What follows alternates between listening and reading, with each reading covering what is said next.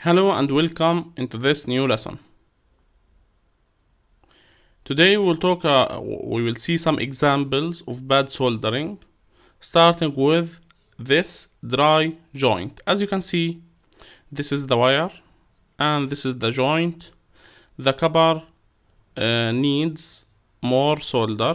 As you can see, here we don't have a lot of solder, while here and here solder is covering everything. So this is called a dry joint when there is lack of solder.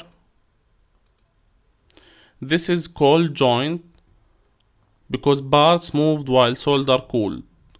As you can see, the solder wasn't really cooled and this part was moved, so it's not in its place, and when it cooled it was moved away, so it's called cold joint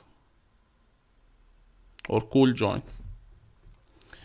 Okay, another cool joint, wire was not held in place. As you can see, this wire should have been here, but instead of it moved here because it wasn't in place while the solder was cooled down.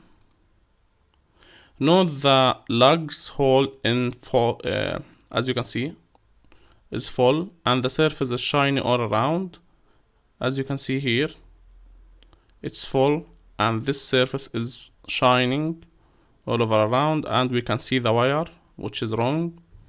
Solder has to cover the wire and the wire has to be inside the hole. Next we will get ready to do some hands-on practice, but for now just download the resources of this course and watch these joints to avoid making the same mistakes. Thanks for watching. If you have any question, please ask in the Q&A board. This is Educational Engineering Team.